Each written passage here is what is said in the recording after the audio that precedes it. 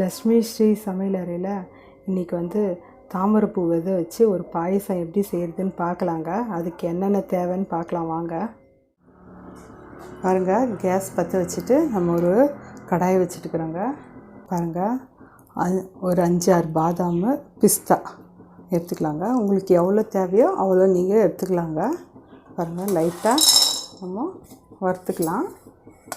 ரொம்ப வறுப்படணும்னு இல்லைங்க, லைட்டாக வறுத்துக்கலாம்.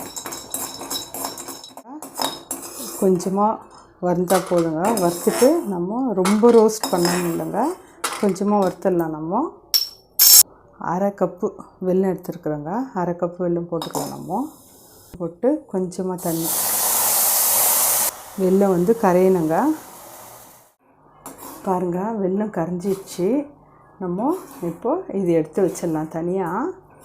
நல்லா கரைஞ்சிட்டு நல்லா ஒரு கொதி வந்தோடனே நம்ம இது எடுத்து தனியாக வச்சிடலாங்க. வச்சது போதும், எடுத்துடலாம். பாருங்கள், கேஸ் பற்ற வச்சுட்டு கடாய் வச்சுருக்கோங்க. அதில் நமக்கு வந்து 1 ஸ்பூன் நெய் ஊற்றினா போதும். பாருங்கள், ஒரு 1/2 கப்பு எடுத்துருக்கேன். எல்லாமே 1/2 கப்பு மெஷர்மெண்ட்டில் எடுத்துருக்கோங்க. இது வந்து தாமரைப்பூ விதைன்னு சொல்லுவாங்க, இல்லைன்னா பூல் மக்கானான்னு சொல்கிறாங்க. தாமரைப்பூ விதை வந்து நம்மளுக்கு உடம்புக்கு ரொம்ப நல்லதுங்க. அதனால் இதில் வந்து பாயசம் செய்கிறோங்க. பாருங்கள், ரொம்ப நல்லதுங்க உடம்புக்கு. இந்த நெய்யில் வந்து இந்த மக்கானாவை போட்டு வறுத்துடலாங்க. குழந்தைங்களுக்கு, பெரியவங்களுக்கு எல்லாருக்கும் உடம்புக்கு ரொம்ப நல்லதுங்க. இந்த தாமரைப்பூ இதில் நிறைய டிஷ் செய்யலாங்க. இதில் வந்து நம்ம பாயசம் செஞ்சு சாப்பிட்டா அவ்வளோ டேஸ்ட்டாக இருக்குதுங்க. குழந்தைங்களுக்கு ரொம்ப பிடிக்குதுங்க. இது வந்து இந்த நெய்யிலே வறுத்தடலாம்.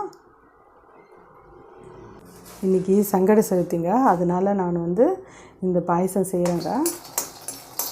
இவ்வளோ வறுத்தது போதும். நம்ம இந்த கப்பில் எடுத்து வச்சுக்கலாம். பாருங்கள், நான் 1 டம்ளர் பால் வந்து ஊற்றிக்கிறேன் அதே கடாயில்.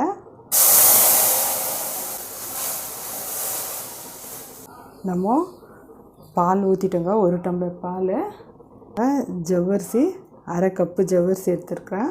ஜவ்வரிசி வந்து நம்ம ஊற வைக்கணும் அது மாதிரிலாம் அவசியம் இல்லைங்க. இதிலே போட்டு நம்ம வேக வச்சிடலாம்.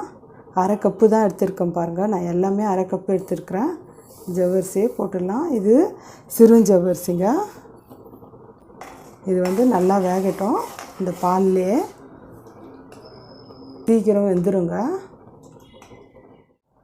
பாருங்கள், நல்லா வெந்துடுச்சுங்க ஜவ்வரிசி.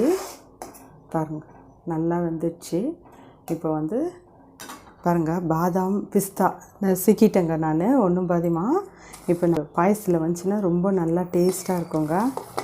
பாருங்கள், நம்ம பொடியாக போட்டோம்னா கெட்டியாகிடும் பாயசம். ஆனால் டேஸ்ட் வந்து இது மாதிரி சாப்பிட்டோம்னா நம்ம வாயில் கடிப்படும் போது ரொம்ப டேஸ்ட் ரொம்ப நல்லா இருக்குங்க. ஏலக்காய் பொடி கொஞ்சமாக போட்டுக்கிறேன். நம்மளுக்கு எவ்வளோ திக்னஸ் வேணுமோ அவ்வளோ திக்னஸ்ஸு பால் ஊற்றிக்கலாங்க. டேஸ்ட் ரொம்ப நல்லா இருக்குங்க. பாருங்கள், எல்லாம் வெந்துடுச்சு, சீக்கிரமாக வெந்துடுச்சு. பாருங்கள் ஜவ்வரிசி. இப்போ நம்ம வறுத்து வச்ச தாமரைப்பூ விதையை போட்டுடலாங்க. போட்டுட்டு நம்ம வந்து அவ்வளோதான், ஆஃப் பண்ணிடணுங்க. ஏன்னா வந்து இந்த சூட்லேயே வந்து இந்த பூல் மக்கானா அது வந்து வெந்துடும் சீக்கிரம். கொஞ்ச நேரம் ஆறட்டுங்க.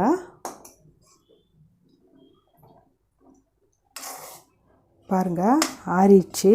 இப்போ வந்து நம்ம வெல்லத்தை கரைச்சி வச்சுக்கிறோம் பாருங்கள், அது ஊற்றிடலாங்க. வெடிக்கட்டி ஊற்றிடலாங்க நம்ம.